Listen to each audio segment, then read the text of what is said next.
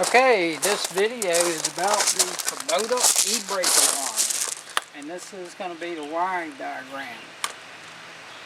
And basically what we're going to do is we're going to tap into the electrical system anywhere we can to get a positive and a negative to feed our system.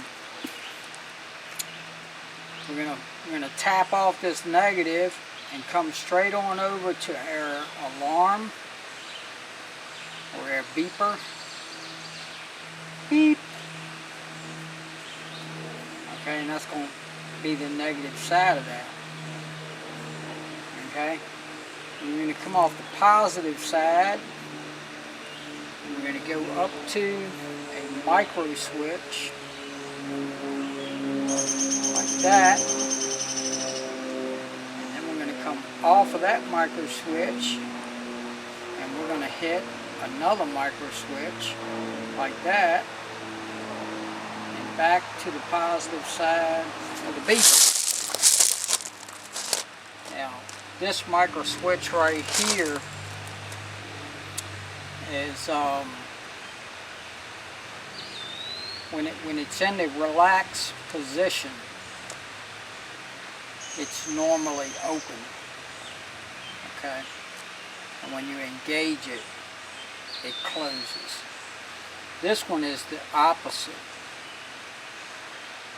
Well, actually, this one is going to be engaged, okay. It's going to have pressure against it to engage it. So it's going to be making, you're going to need to wire this one in reverse of this one. Because on your switch, you're going to have 3 terminals like that. You're going to have a common, then you're going to have a normally open, and then you're going to have a normally closed. Okay, and then you know, one will be the opposite of the other, based on whether or not it's plunged in the relaxed position. So right now on the forward and reverse lever, when it's in a neutral position, it's pushed in. Okay, so with it pushed in, I guess you would want that on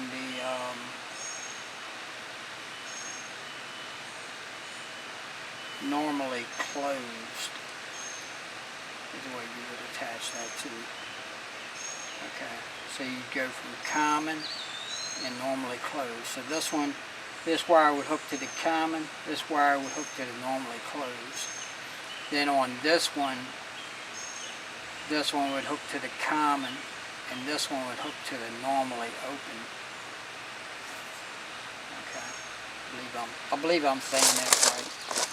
Okay, so then when you engage this lever over to set the parking brake, that's going to engage it, which is going to close this. Okay, when you press down on this pedal, that's going to release it, which is going to close it.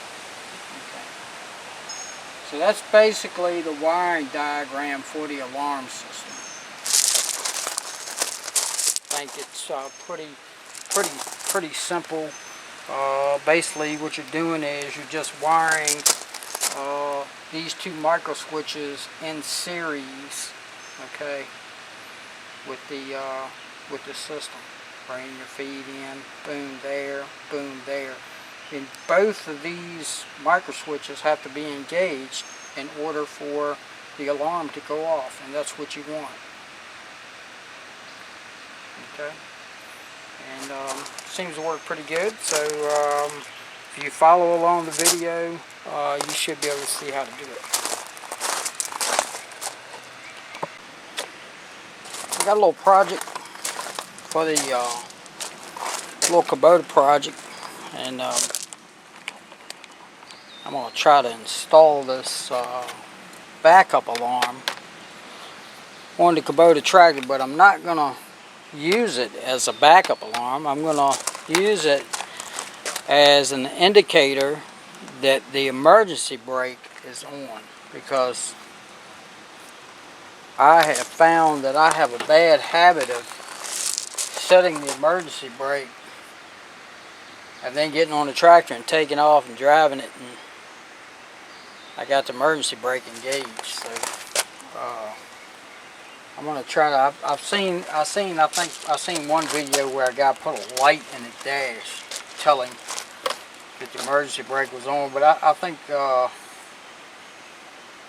I'm going to go a little step further and put an actual audible alarm on there. So I'm going to mount that alarm somewhere on here, and I'm going to use these micro switches. I just went and picked these up from W.W. Granger, and I'm going to try to mount this one right here and try to adjust it so that when this is engaged, it trips that on, and then the other one I'm going to put on the foot control.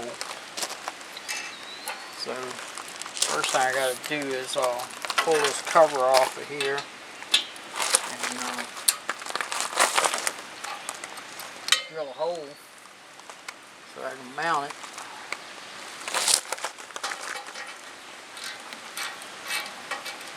Pull this cover off, drill a couple holes, and mount that on there and go from there. Alright, got the console cover off. Now we got it down there on the ground. We're going to drill a couple holes in it to fit this micro switch, and then we'll have that part of it done. I already drilled the holes. I got to go find me a couple of screws that will fit this thing. Probably a 632 maybe. Alright, I got the other switch mounted. This is the same switch. I bent this thing on an L like that. I'm gonna took the foot pedal off, mount that right there. And I think what I'm going to do is take and I'm going to bend this right here so that it will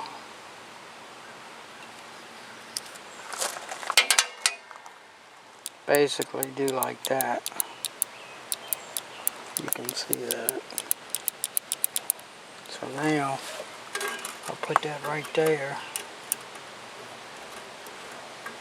And that's about where I want to mount it at. Just like that. You can see that or not. Get that a little closer.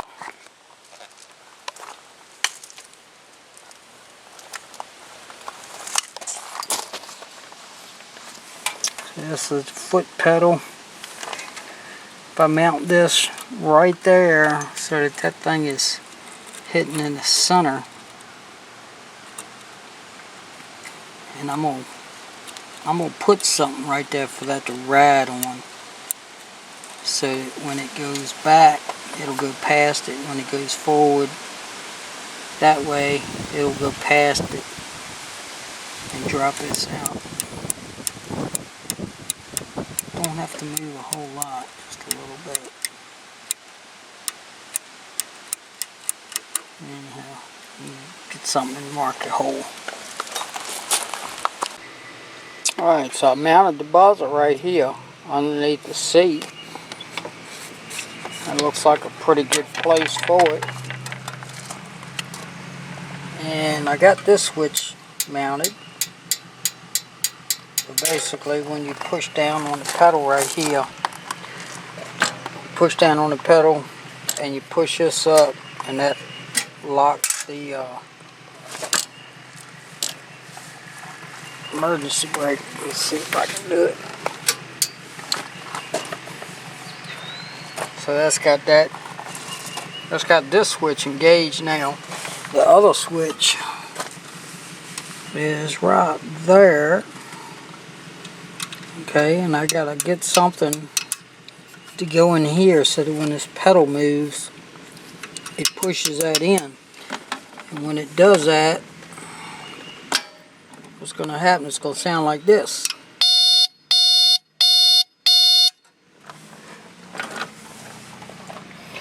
Now, if the emergency brake is not on, then it won't sound.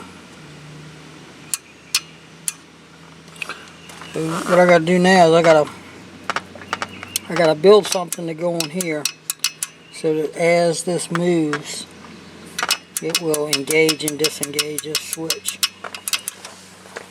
So that's where I'm at on it.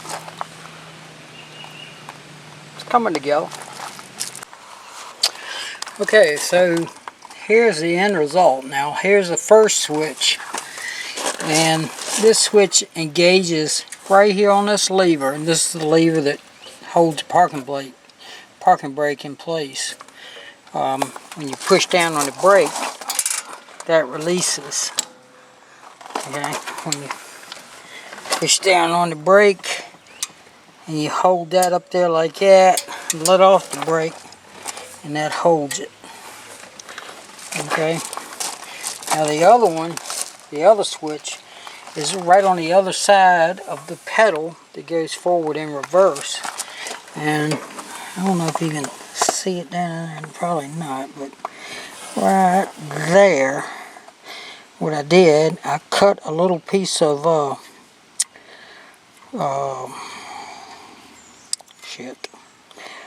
it's like nylon, but it's something else, Delrin. I cut a piece of Delrin, cut a taper on it, a real hard angle on the lathe, and we'll go up underneath the tractor here and see if we can get a look at how it's. Alright, there it is wired up there. You can see the switch with the two wires going to it, and the little piece of metal is going over, and right on the side of the pedal, when the pedal moves back and forth, that makes and breaks that switch. I'll show a wiring diagram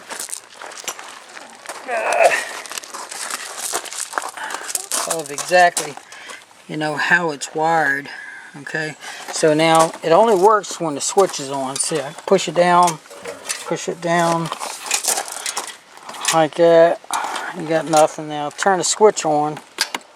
So when it's running and the parking brake is on, you go forward.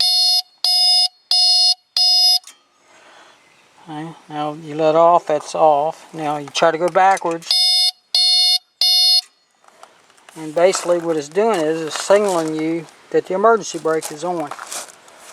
Once you hit the emergency brake and release it, then you can go ahead and go forward, and you can go backwards. No beeping. I think it was a worthwhile modification.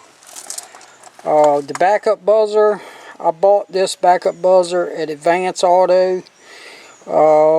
It was $11, $10.99 I think, plus tax, 11 bucks. The two micro switches I bought at W.W. Granger. Cost me about, I think it was $8 for the two of them. They're not weatherproof, but I started to buy a weatherproof one. A weatherproof one was 25 bucks a piece. And I got to thinking about it. Just about every riding lawnmower out here has these kind of switches. And, people are out there in the rain and everything else riding them around. And a lot of times riding lawnmowers sit outside in the weather and in the rain. And it doesn't seem to affect the switch. So I figure for $8 it's worth it to, try it. If it don't work, I can back up and start over if I have to. Didn't really cost me that much money.